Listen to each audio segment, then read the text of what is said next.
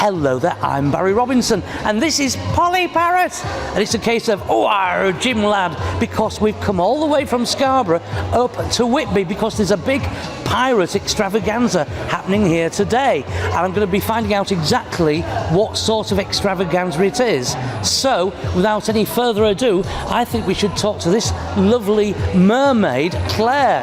Claire, hello. It's good to see you. Now, tell me exactly what is happening here. We're having a wonderful time at Whitby Tortuga Festival. We've got stalls all day. We've got the bar and we've got snacks and drinks during the day. We've got a raffle for Yorkshire Air Ambulance. We've got this beautiful painting. Lee Hopkinson has donated it. It's £400 worth of beautiful artwork. A local guy. He's wonderful, and we're selling off tickets for Yorkshire Air Ambulance. Everything goes to Yorkshire Air Ambulance, so it's so cool. So why are you doing this? Well, it's a charity event, and it costs them £10,000 a day just to get these helicopters up in the air. £10,000. That's a lot of money. And they have to be fast response. They have to be there, saving lives, and it costs £10,000 to get them up in the air. And they're not government funded. They need help. They need fundraisers, and they need donations, and they rely upon a nice community to do that.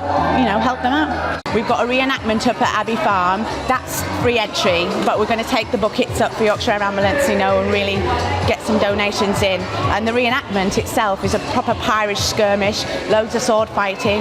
They've got cannons, swivel cannons, proper 16th, 17th century piracy. And they've got a living history encampment of how pirates used to live in that era. And they've got archery for the kids, and loads of activities up there. Well, something like this must have taken quite some time to plan. Yeah, a good 9-10 months. Just getting people in, helping. The bands, getting everything booked. The room booked. Everything costs money. So we're trying to make it fun for everyone. So I think we're getting there.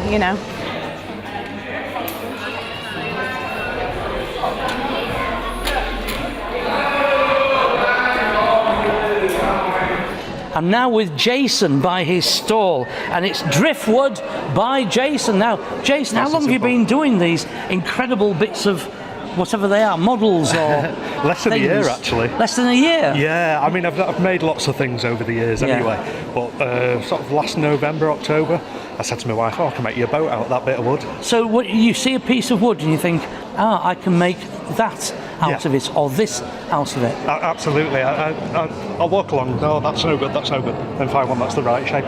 Oh, it's a galleon or a boat of some description, a plane, whatever I can find. Really. Yes, I mean, this is great. How long did it take you to make this galleon here? It's about 3.5 hours, which is quite quick now. When I first started, it took ages, but now I sort of know what I'm doing now. Ladies and gentlemen, Jason with his driftwood. Thank you.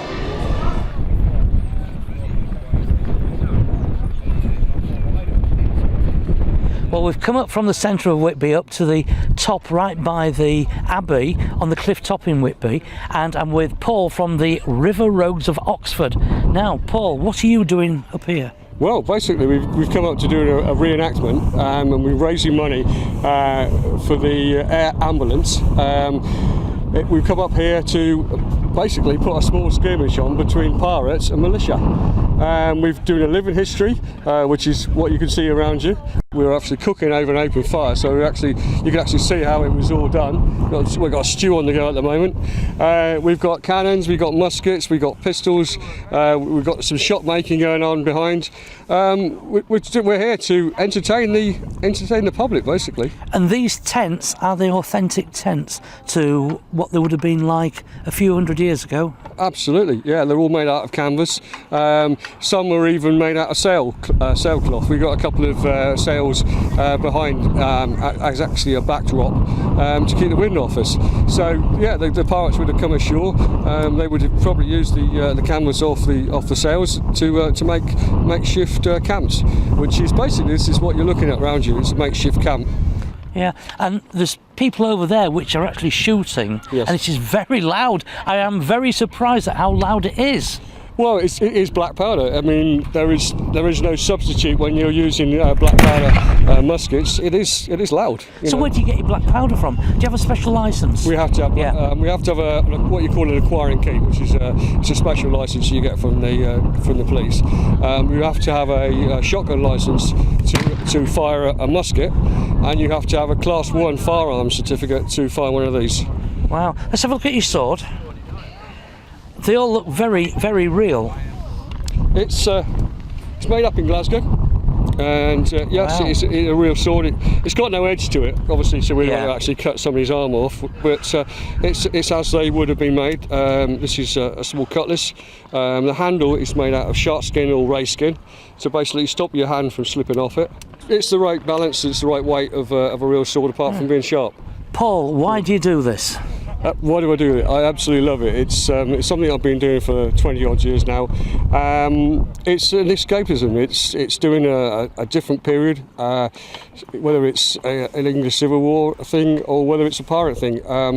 It's just great fun. It's And something all the family can do as well. it's something everybody can do. Yeah. Children can get involved in it. My son's been doing it since he was about 3 months old, and he loves dressing up as a pirate. Absolutely loves it. Great. Well, thank you very much indeed for having a chat, Paul. Yeah, thank you. Well, we've had a great time at the Pirate Festival today, and as you can see, I've gone and lost my parrot, so I'm going to have to go and find her because she'll be lonely. So, I'm Barry Robinson, out and about for Scarborough TV News.